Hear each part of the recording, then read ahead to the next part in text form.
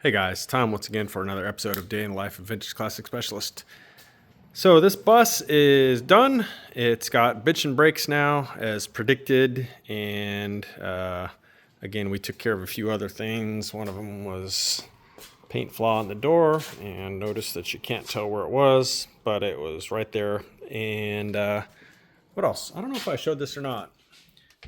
Cool vintage horn button that we restored and painted and put on.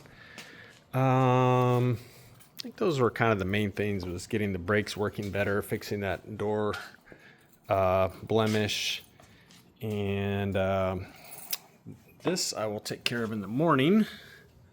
Just saw that, so that sucks. I'm going to make this his spare, and I don't know, obviously I'm not going to go and like take that screw out, at least not not right now, but yeah, I don't know. I'm hoping it's just kind of a screw head, or maybe like a short screw, not going all the way through. But anyway, that's going to become his spare. And then I'm not sure. I'll let him figure out what he wants to do with that. But anyway, it's always something. But yeah, his bus is done. Brakes are good now. So again, I cleaned the rotors really thoroughly and put on new pads.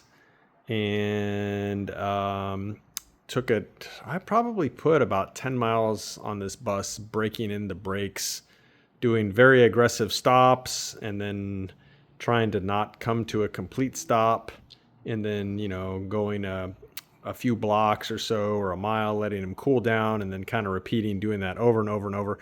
They grab really good now. When you get hard on the brakes on this car, even at 40, 50 miles an hour, the nose like dives way down, and you can feel it. And I did manage to lock the front ones up once, maybe when I was going like 15. It might have been going like 15 or 20, and I actually got the front tires to squeal. So yeah, it's good brakes now. I think they just had some contamination on them or something, but they are excellent now.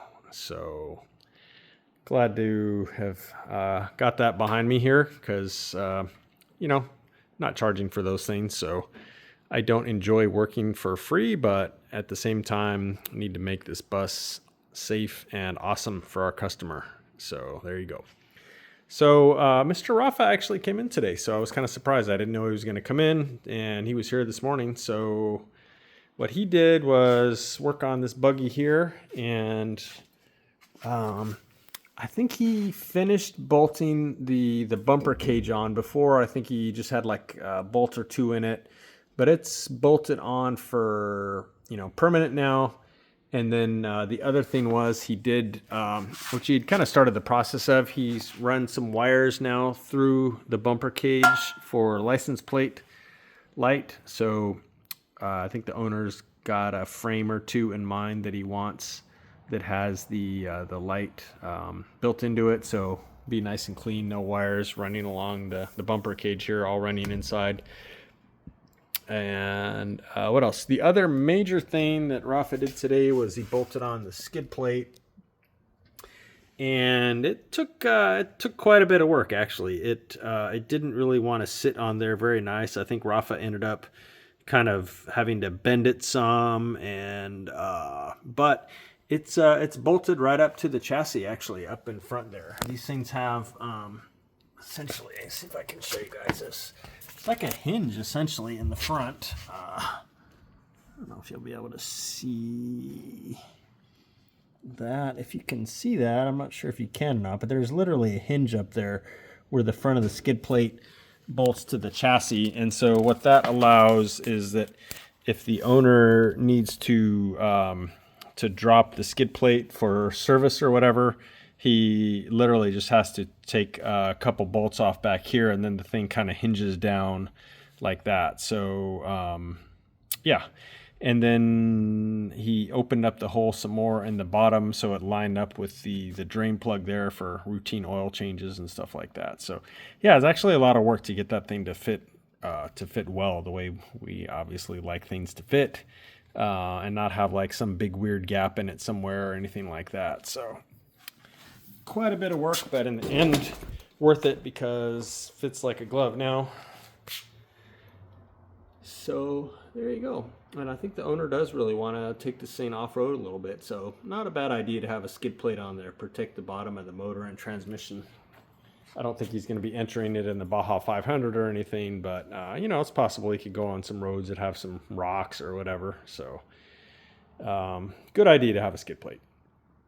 So that was what Rafa worked on today. Myself, other than spending about half the day on this one, getting it back together and breaking in the brakes very thoroughly and doing a few other little things on it, got back to this guy, which is, of course, the motor for this beautiful 68 double cab.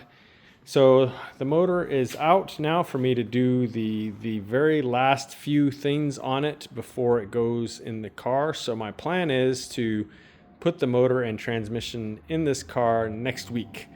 So that's kind of exciting. That's going to be a huge milestone. So I just had a handful of things that needed to be done before the motor goes in. Small things, but kind of a bunch of them. So one of which was to actually mount the coil on there. So I had figured out where I was going to put that with the motor in the car still, and then drilled holes and mounted that.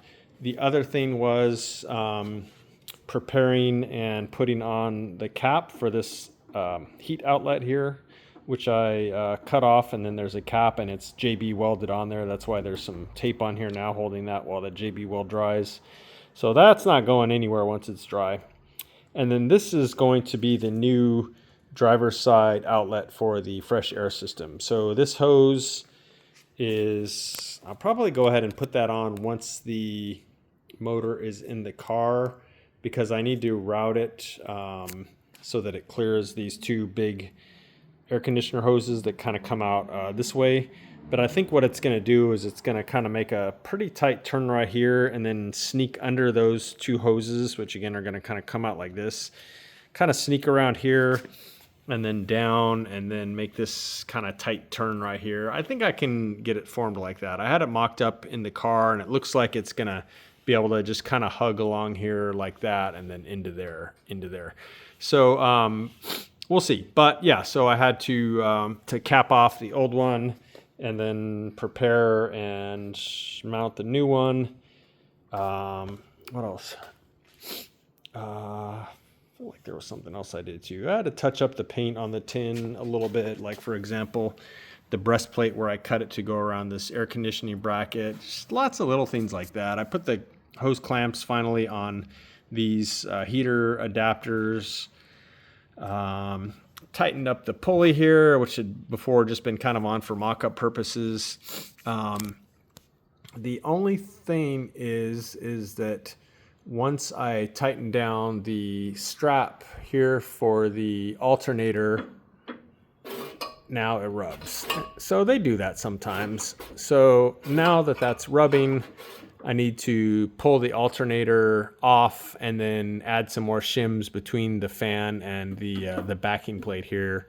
Yeah, probably a couple shims will take care of it. So sometimes when you have everything bolted up, they spin freely, and then you start tightening it down, and things, you know, like the backing plate may flex a little bit or whatever, and then boom, all of a sudden the fan is hitting, whereas before it wasn't. So pull that back off and again, add some shims, and then that'll be set.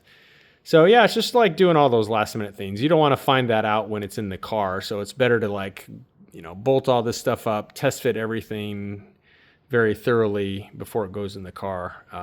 Because these are kind of a pain to pull when they're in the car. Don't want to do that. So yeah, a couple other little things I've got to do. I need to mount the relay for the oil cooler fan. That's going to go about right over there. A little bit more wiring to do.